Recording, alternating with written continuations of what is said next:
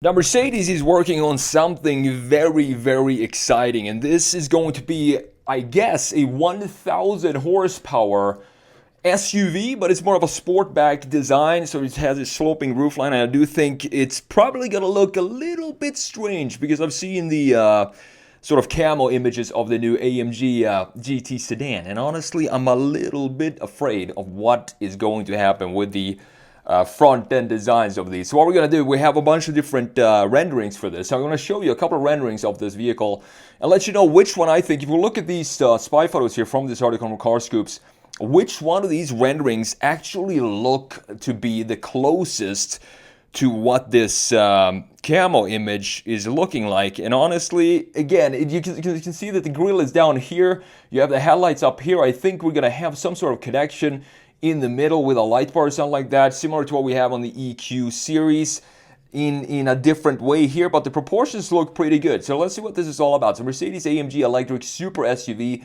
will beat Porsche's K1 to the punch. It's a bespoke AMG vehicle, rides on AMG EA Sports platform, and will deliver a solid four-figure power output.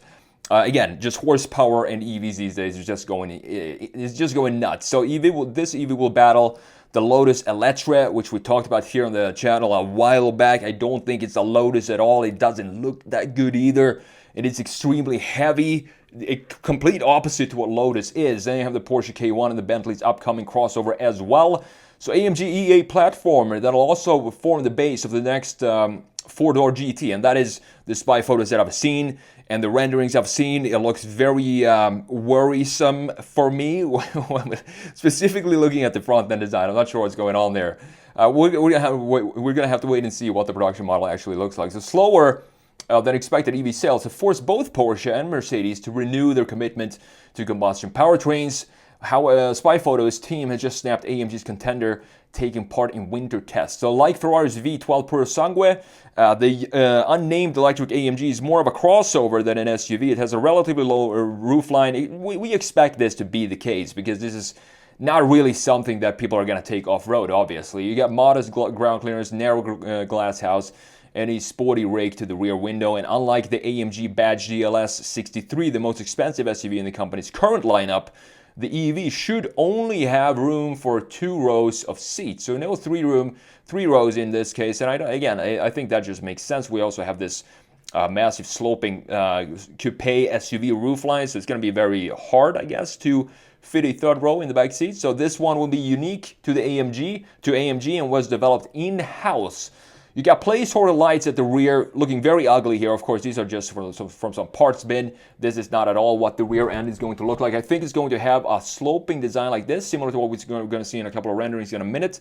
And you have the shielded by camouflage, but still give us a glimpse of the star motif DRLs below. It's possible that rather than being built into a traditional cluster, the individual lights element could be set directly onto the bodywork, as seen on the 2022 Mercedes Vision AMG concept. You got fast charging, of course, this being a high performance, probably going to be very expensive EV SUV. It's going to need to have fast charging.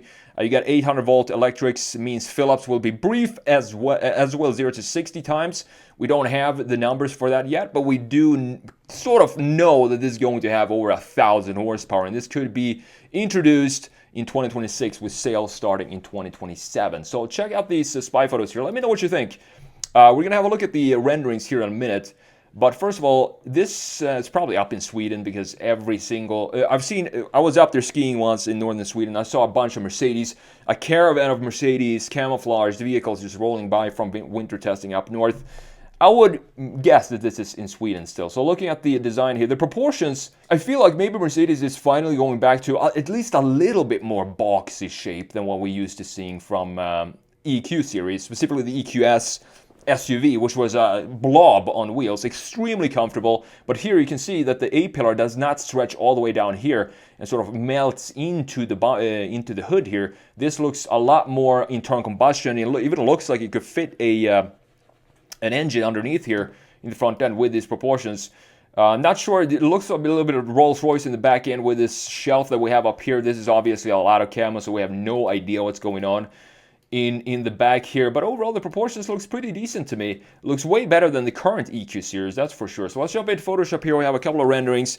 And looking at the spy photos, the one model here that I think is closest to what the actual production version is going to look like is going to be this one right here, this one in the middle. So let's see if we can actually get this tablet to work. So the one I think is going to be closest to the production version is going to be this one right here, because this looks to me very similar to what we have in the spy photos of the AMG, I think it's called the AMG GT sedan, and it has a very similar front end here. You can see that we have the light bar, EQ light bar in the front end here connecting the two headlight units. We have the star pattern in the headlight as well. We have this grille sitting almost like, I don't know, it feels like this grille is just in the wrong position here. This, of course, being the renders from Kolesa.ru, and then we have the Autocar rendering up here.